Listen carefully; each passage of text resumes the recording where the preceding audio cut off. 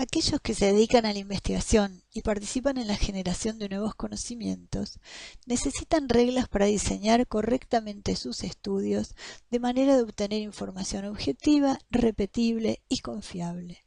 También los profesionales que leen los resultados de esos estudios para incorporarlos en su práctica necesitan saber si esa información es confiable.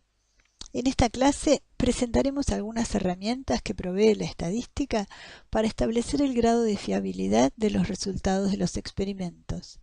Aspectos que sirven para decidir cuándo podemos confiar en los resultados de los experimentos propios y los de los otros. Revisaremos una serie de experimentos recientes que nos ayudarán a comprender las motivaciones para experimentar y los aspectos a tener en cuenta en la organización y conducción de los experimentos. Estudiaremos algunas reglas que se han establecido para la recolección de los datos adecuados que permitan desentrañar en el análisis posterior el complejo de variables que intervienen en el fenómeno bajo estudio.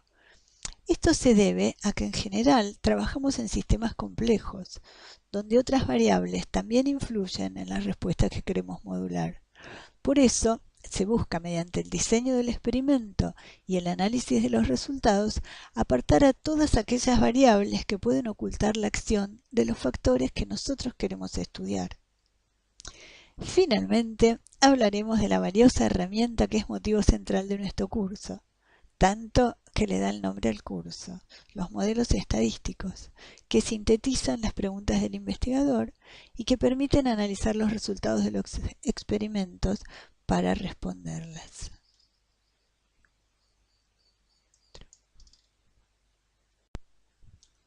Por ejemplo, Nora y Mónica estaban interesadas en comparar el rendimiento de plantas de girasol expuestas a diferentes niveles de anegamiento.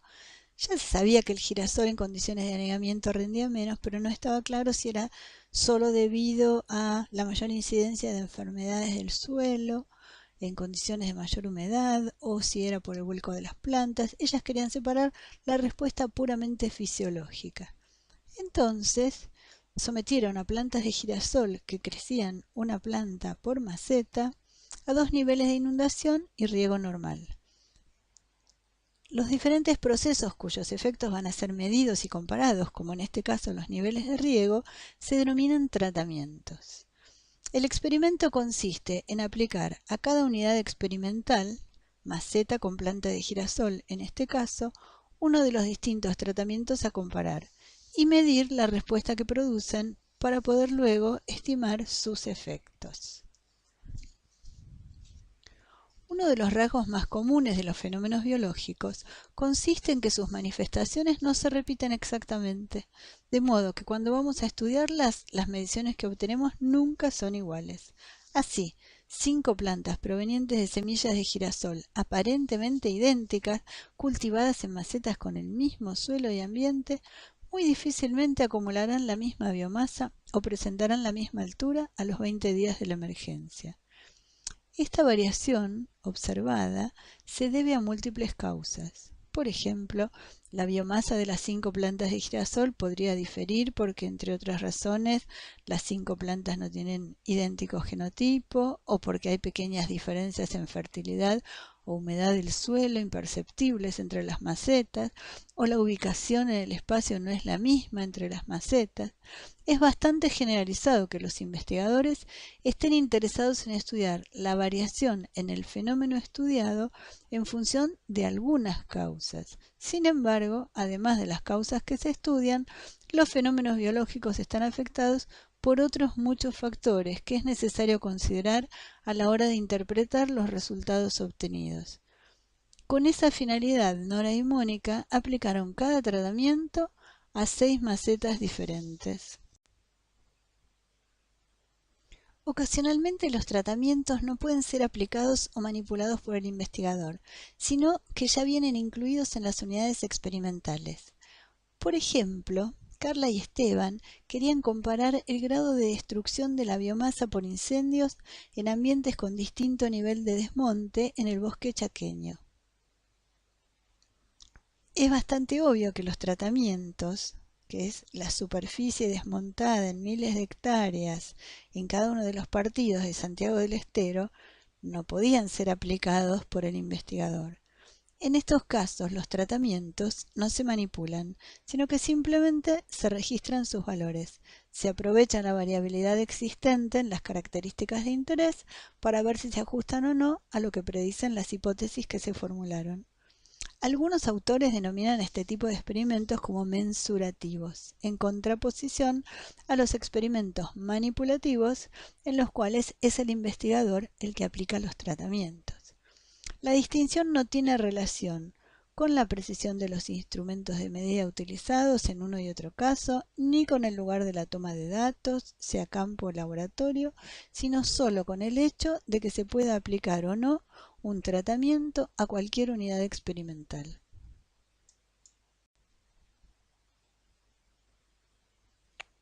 En este caso, el objetivo de la investigación era estudiar la relación entre el volumen individual del tronco de los árboles, ¿sí?, el volumen en decímetros cúbicos, en relación con el diámetro a la altura del pecho, que es una medida que se toma 1,40 m de altura, el diámetro del tronco es una medida bastante más fácil de medir que el volumen total, y entonces el objetivo era para contribuir a que los productores de Pinus elioti en la localidad de Esquina, Corrientes, pudieran predecir el volumen total de los árboles con la simple medida de diámetro de altura del pecho.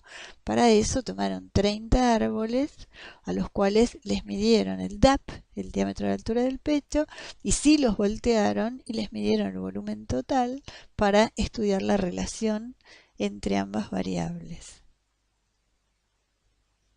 Usualmente no es factible observar todas las manifestaciones del fenómeno estudiado, ya que no se pueden medir las variables de interés en todas las unidades de la población que se está investigando. Este es un caso en que eso ocurre. Era imposible para estudiar la relación entre el diámetro de la altura del pecho y el volumen, voltear todos los árboles de los cultivos de Pinus en la localidad de Esquina para estudiar esa relación. Entonces lo que se hace es tomar una muestra de la población. Entonces se mide en algunas unidades de la población que constituye un subconjunto de unidades experimentales sobre las cuales se toman los datos, se realizan las observaciones y a partir de esa información, que es necesariamente incompleta porque no pudimos medir en toda la población, se extraen conclusiones acerca de la población con ayuda de las herramientas estadísticas que se apoyan en la probabilidad.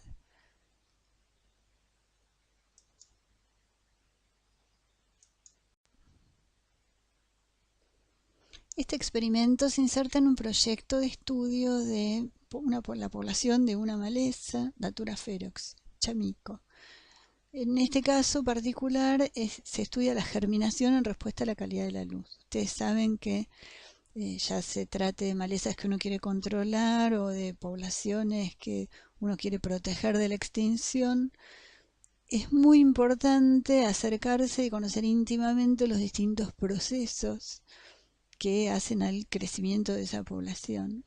En este caso en particular, lo que Rodolfo estaba estudiando era el impacto que tenía en la germinación de semillas de chamico la calidad de la luz. Entonces se les aplicaba un pulso de rojo lejano en un determinado momento y después entonces eso se aplicaba a una caja de Petri con 20 semillas, era la unidad que recibía la aplicación del pulso de rojo o de rojo lejano, y en la cual al final del experimento se contaba qué porcentaje de las semillas habían germinado. Entonces tenemos dos tratamientos que son rojo lejano, y tenemos la variable de respuesta observada es el porcentaje de semillas germinadas entre las 20 semillas colocadas en cada caja de Petri.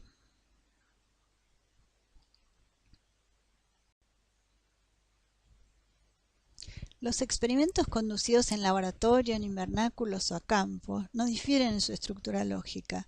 Así sea que se trate de estudiar el efecto de la calidad de la luz sobre la germinación de semillas de chamico en cajas de Petri, el crecimiento de plantas de girasol en macetas con distinto nivel de anegamiento, o la relación entre el área desmontada y el consumo de biomasa por el fuego en el bosque chaqueño. A pesar de las diferencias del contexto, todos estos estudios encuentran dificultades semejantes para aislar los efectos buscados, porque la interpretación de cualquier fenómeno biológico requiere prestar atención a los obstáculos antes mencionados, la variabilidad en las respuestas, las causas múltiples que las afectan y la incapacidad que tenemos de observar la población completa.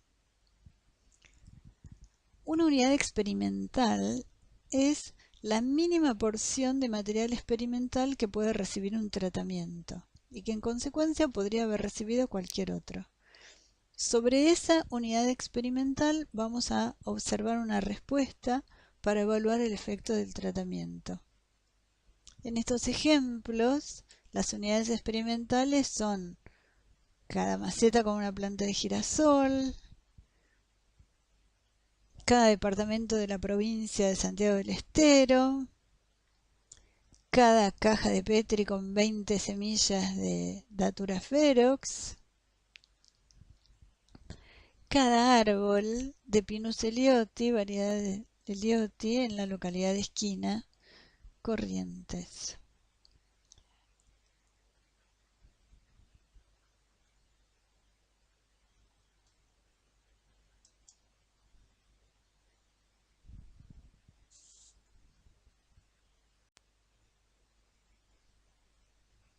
En el contexto del diseño de experimentos, se entiende por independencia que el valor observado para la variable respuesta en una unidad experimental no sea afectado o no esté relacionado con los valores de otras unidades experimentales. Dicho de otro modo, las observaciones independientes no están correlacionadas. En el diseño de un experimento nos interesa que las unidades asignadas a un mismo tratamiento sean independientes entre sí, para que nos permitan separar el efecto de los tratamientos que estamos estudiando respecto a los efectos de otros factores que también influyen en las respuestas. En los experimentos manipulativos, cada tratamiento debe tener igual oportunidad de ser asignado a cualquier unidad experimental.